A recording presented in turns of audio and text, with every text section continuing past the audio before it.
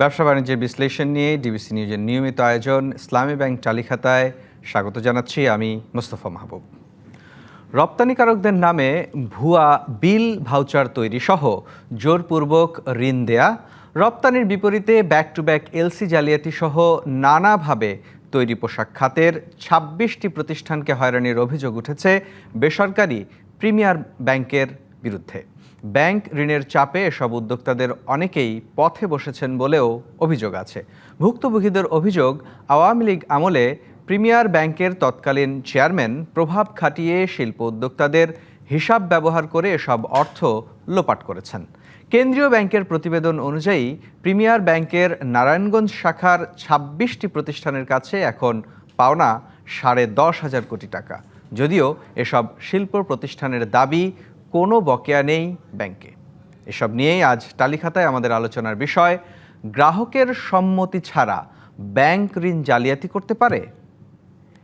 আলোচনা করতে অনলাইনে যুক্ত হবেন বিকেএমই এর সভাপতি মোহাম্মদ হাতেম এবং এরই মধ্যে আমাদের সঙ্গে যুক্ত হয়েছেন সাবেক ব্যাংকার ও বিশ্লেষক খন্দকার ফজলে রশিদ। জনাব ফজলে রশিদ, আপনাকে স্বাগত জানাচ্ছি আমাদের আজকের টালিখাতায়। আমাদের সঙ্গে বিকেএমই এর সভাপতি যুক্ত হবেন। ততক্ষণ আপনার কাছে একটু শুনতে চাই যে অভিযোগটা উঠেছে, আপনি নিশ্চয়ই গণমাধ্যমের প্রতিবেদনে দেখেছেন ২৬টি প্রতিষ্ঠানের কাছে সুদে আসলে এখন বকেয়া ছাড়িয়েছে প্রায় ১০,৫০ কোটি টাকা। আপনার কাছে জানতে চাই, কোনো গ্রাহকের সম্মতি ছাড়া ব্যাংককে আসলে চাইলেই তার নামে ব্যাক টু ব্যাক এলসি করা বা এলসির রপ্তানির যে বিল সেটি দ্বিগুণ করা, তিনগুণ করা, সেই জালিয়াতিগুলো কি আসলে সম্ভব হয়? ধন্যবাদ আপনার প্রশ্নের জন্য। আসলে এটা একেবারেই পুরোপুরি জালিয়াতি। ক্লায়েন্টের রিকোয়েস্ট ছাড়া বা কোনো অ্যাপ্লিকেশন ছাড়া কোনোভাবেই ব্যাংক তার গ্রাহকের অ্যাকাউন্টে কোনো ধরনের ঋণ ক্রিয়েট করতে পারে না, আনলেস, এখানে আনলেস কথাটা এই জন্য বলছি, আনলেস ব্যাংক ইজ, এই লাইবিলিটিটা যদি ক্লায়েন্টের ঘাড়ে পড়ার মতো ফোর্স লোন হয়ে থাকে, তখনই শুধু ফোর্স লোন ক্রিয়েট করার জন্য লোন ক্রিয়েট করা যায়। আদারওয়াইজ কোনোভাবেই ব্যাংকের কোনো ক্লায়েন্টের কোনো অ্যাকাউন্ট ডেবিট করার কোনো অথরিটি ব্যাংকের নাই। নিশ্চয়ই আমাদের সঙ্গে এরই মধ্যে যুক্ত হয়েছেন বিকেএমই এর সভাপতি মোহাম্মদ হাতেম। জনাব হাতেম, নিশ্চয়ই আপনি আমাকে শুনতে পাচ্ছেন, আপনাকে দেখতে পাচ্ছি। একটু আপনার কাছে জানতে চাই, এই যে নারায়ণগঞ্জের যে প্রিমিয়ার ব্যাংকের যে শাখার কথা বলা হচ্ছে, যেখানে ২৬ জন শিল্প উদ্যোক্তা বা প্রতিষ্ঠান তাদের কাছে যে পাওনা, আপনার কাছে আগে ছোট্ট করে একটু জানতে চাই আসলে কি ঘটেছিল এই বিষয়টিতে। ধন্যবাদ। আমি প্রথমেই ধন্যবাদ জানাই ফজলে রশিদ সাহেব, আমার অত্যন্ত শ্রদ্ধেয় একজন ব্যক্তি। ওনাকে অত্যন্ত খুব পছন্দ করি, একজন মানে বিখ্যাত ব্যাংকার, এবং খুব আমরা অনেক সার্ভিস ওনার কাছ থেকে জীবনে পেয়েছি। তো ধন্যবাদ।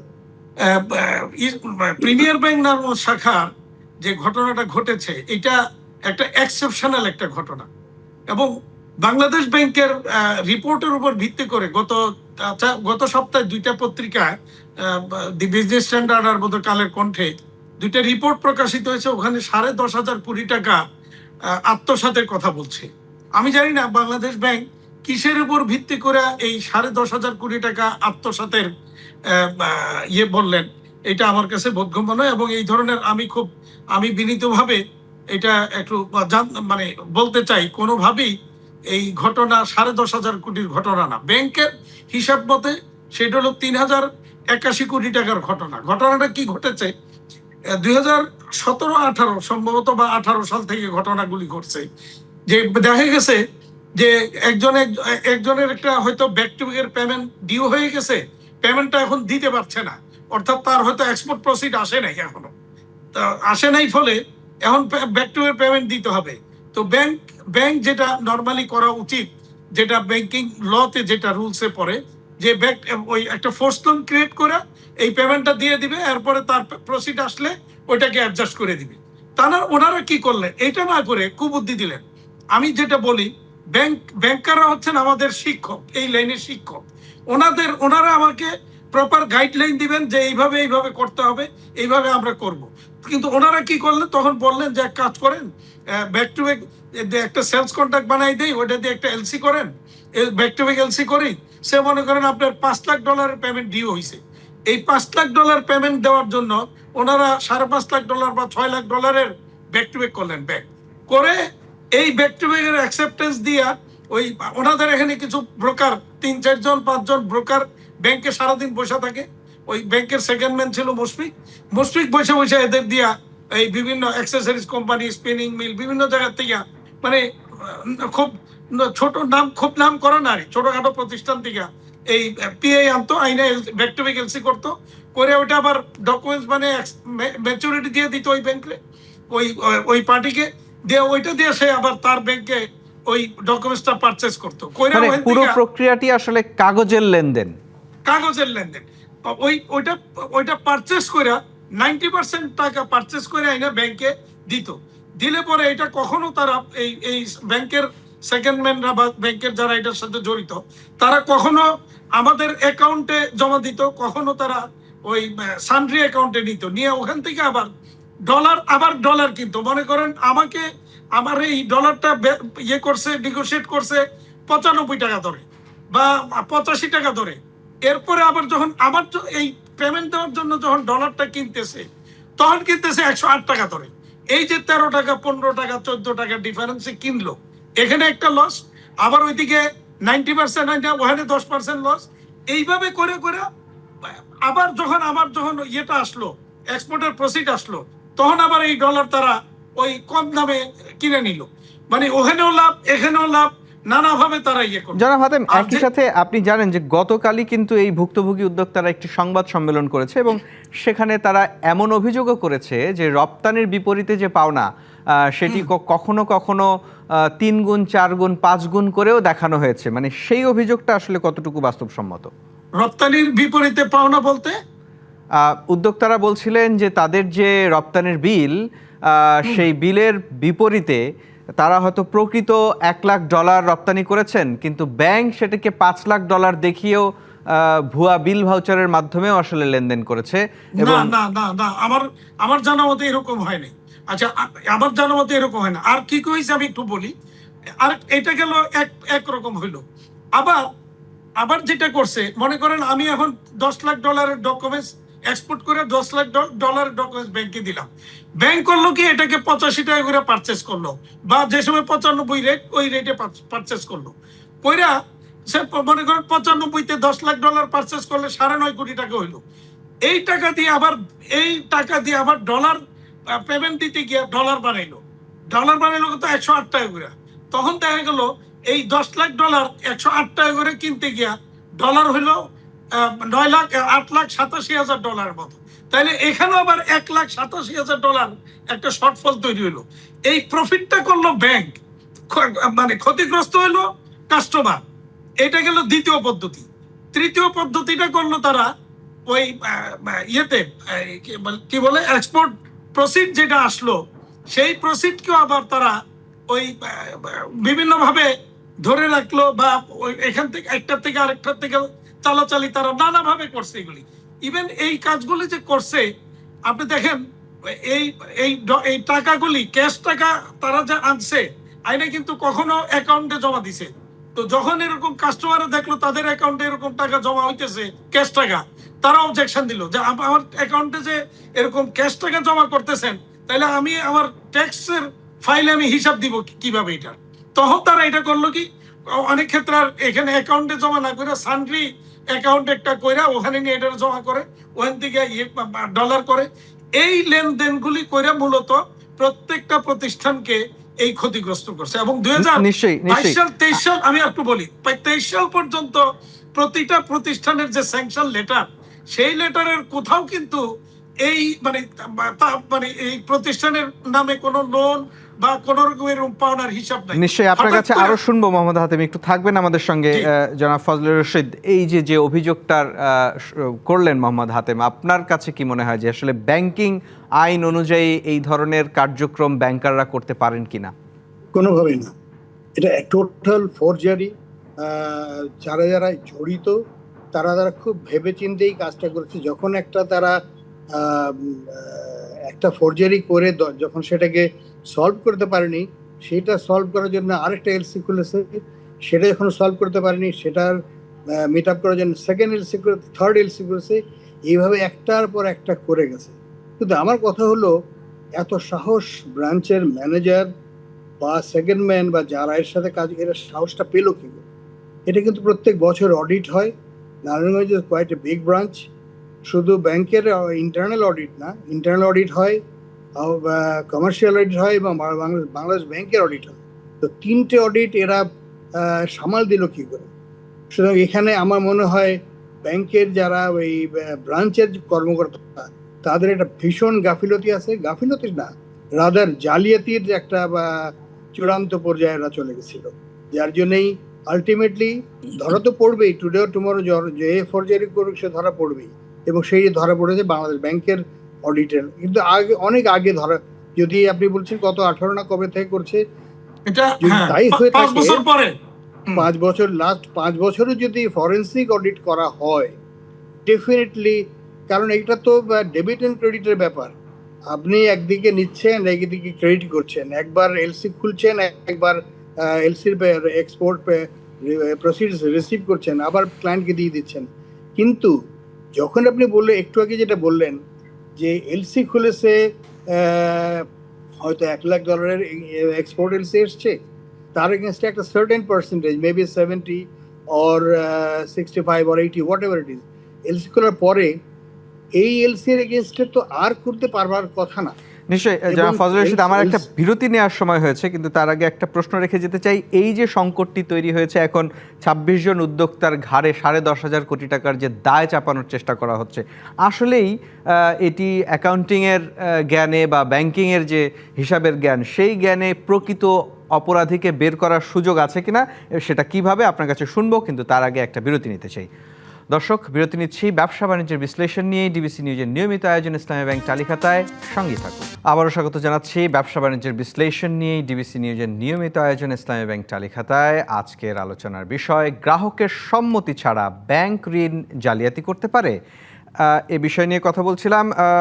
জনাব হাতেম, আপনার কাছে একটু আসতে চাই। আপনি বলছিলেন আসলে যে টাকার যে অঙ্কটার কথা আমরা শুনছি, সেটির কথা বলছিলেন, সেটি 10,000 কোটি টাকাই হোক আর 4,000 কোটি টাকা বা 3,000 কোটি টাকা, আসলে এই উদ্যোক্তাদের আসলে ব্যাংকে পাওনাটা কত, বা সেই ব্যাখ্যা ব্যাংক দিয়েছে কিনা?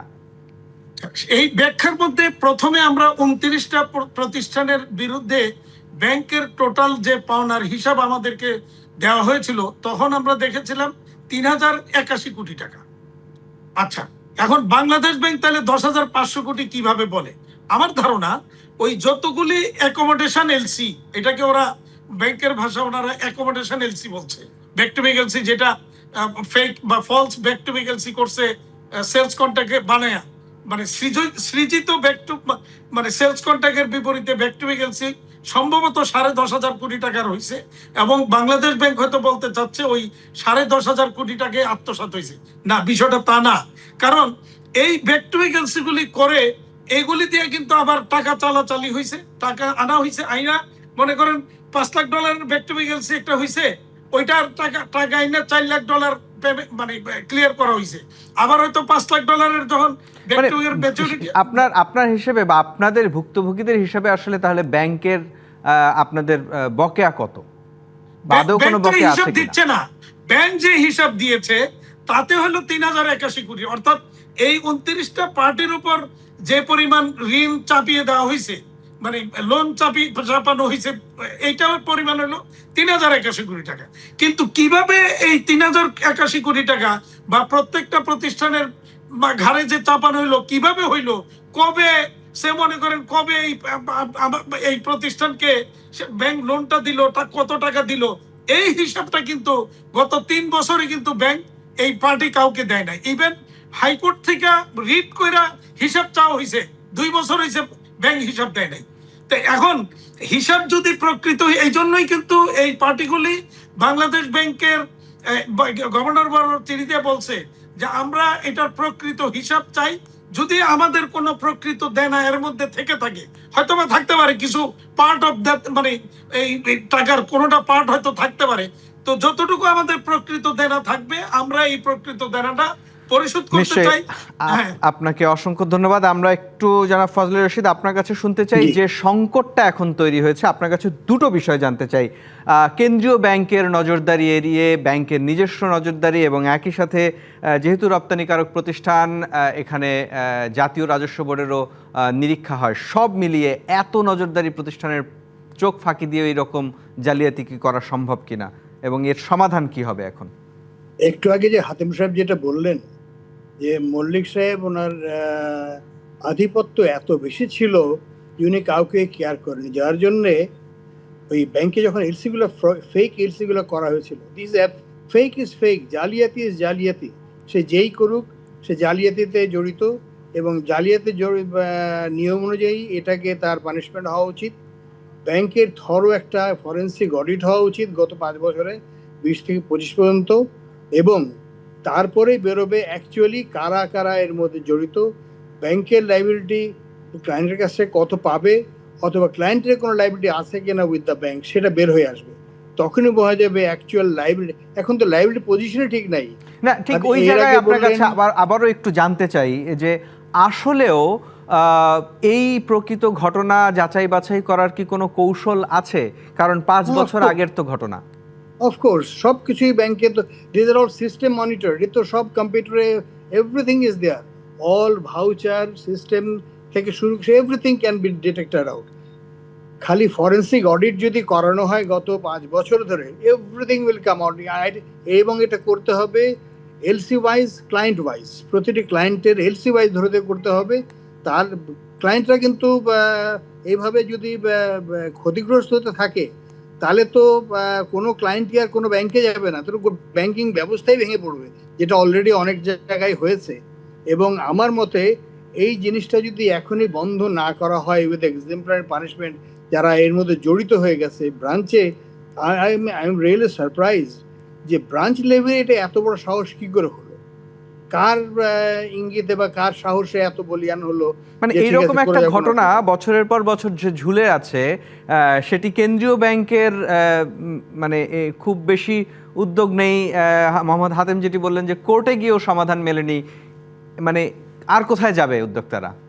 না, আমি বলি আসলে ব্যাপারটা হলো গত 2 বছর ধরে তো আমাদের একটা ইন্টারিম গভর্নমেন্ট ছিল, রিসেন্টলি 2 মাস বা 3 মাস হলো নতুন গভর্নমেন্ট আসছে। তার আগে 2 বছর তো টার্মোইল ছিল, এবং তার আগে থেকে যে কাজগুলো হচ্ছিল সেগুলো কিন্তু ডিটেক্ট করতেও সময় লাগে। এটা কিন্তু হঠাৎ করে বলে দিলেই হবে না যে ভাই এই হয়েছে ওই হয়েছে, এটা আগে তো দেখতে হবে, থরলি অডিট করতে হবে, এবং অডিট করা ইমার্জেন্সি বেসিসে এটা অডিট করা উচিত, ফরেন্সিক একদম ডিটেইল অডিট। নিশ্চয়ই, তার মানে এখন কেন্দ্রীয় ব্যাংকের উচিত যত দ্রুত সম্ভব একটি ফরেনসিক অডিট করা। আপনাদের দুজনকে অসংখ্য ধন্যবাদ, আমাদেরকে সময় দিয়েছেন। আজকের মতো বিদায় নিতে হচ্ছে, নিশ্চয়ই আবারও কথা হবে এই বিষয় নিয়ে। দর্শক, ব্যবসা বাণিজ্যের বিশ্লেষণ নিয়ে ডিবিসি নিউজের নিয়মিত আয়োজন ইসলামী ব্যাংক চালিখাতায় এই ছিল আজ। ডিবিসি নিউজের সঙ্গেই থাকুন।